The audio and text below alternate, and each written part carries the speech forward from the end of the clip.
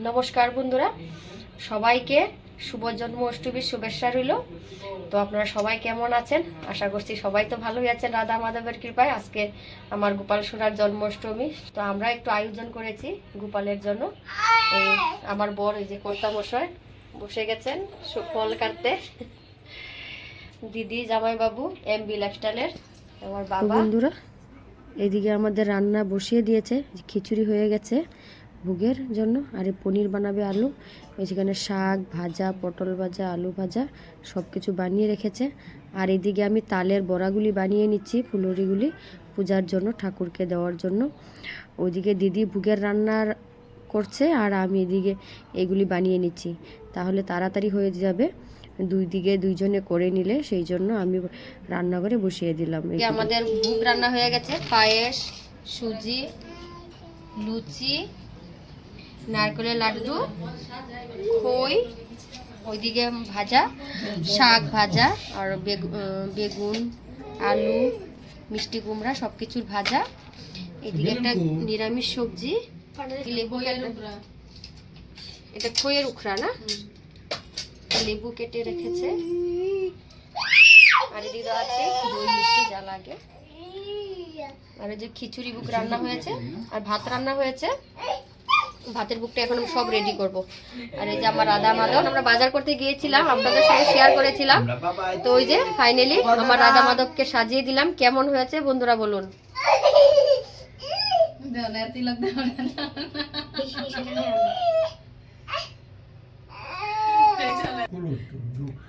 আমার রাধারানীর ড্রেস কেমন হয়েছে সবাই কিন্তু কমেন্ট করে জানাবেন। ওই যে গয়না,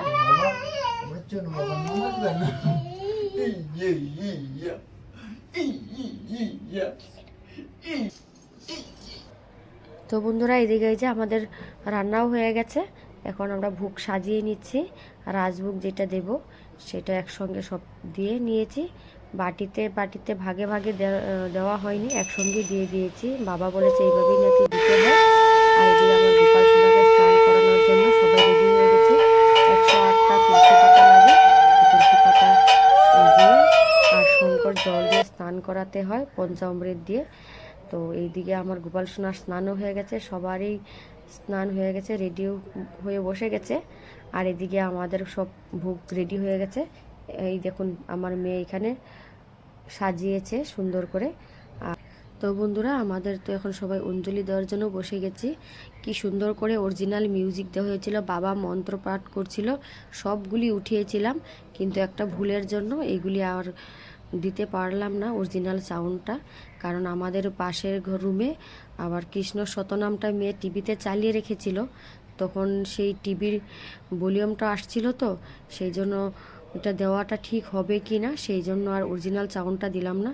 বাবা যেইগুলি মন্ত্র বলছিল সেইগুলি আর দেওয়া হলো না, সেই জন্য মিউট করে দিয়ে আবার ভয়েস রেকর্ড দিচ্ছি সেই আপনাদের সামনে।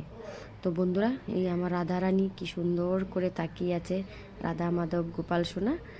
দেখুন বন্ধুরা কেমন হয়েছে। আর আমার মন্দিরটা দেখতে কি সুন্দর লাগছে, সাজিয়েছে। ভালো করে সাজাতেও পারলাম না সময়ের জন্য।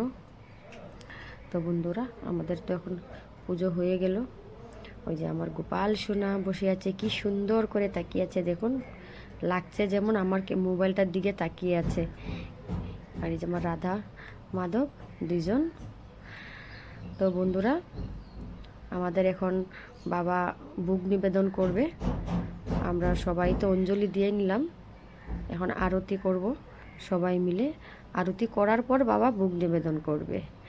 তো বন্ধুরা, আপনারা আমাদের সঙ্গে থাকুন। আর আজকের আমাদের রাধা রানীকে কেমন লাগছে, আমার গোপাল সোনাকে কেমন লাগছে অবশ্যই কমেন্ট করে জানাবেন। আপনাদের কমেন্টের আশায় অবশ্যই আমি বসে থাকব। তো বন্ধুরা, এখন আমরা সবাই মিলে আরতি করে নেব।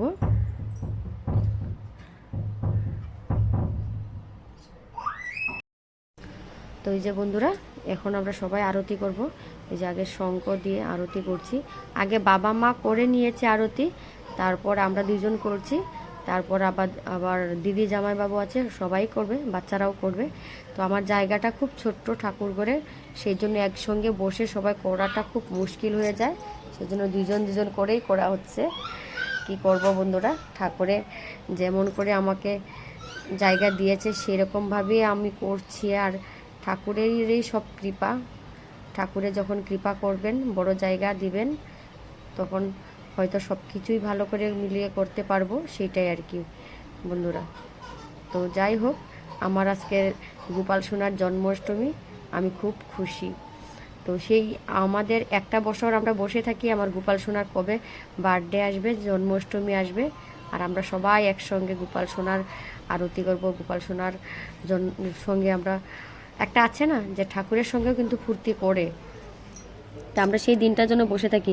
যেমন আমার ছেলের, আমার মেয়ের জন্মদিনে যেরকম আমরা একটা আশায় থাকি, আমার আজকে ছেলের জন্মদিন, মেয়ের জন্মদিন, সেরকম আমি বিশ্বাস করুন বন্ধুরা, আমার সেই দিনটা বসে থাকি কবে জন্মাষ্টমী আসবে, আমার গোপাল সোনার বার্থডে আসবে।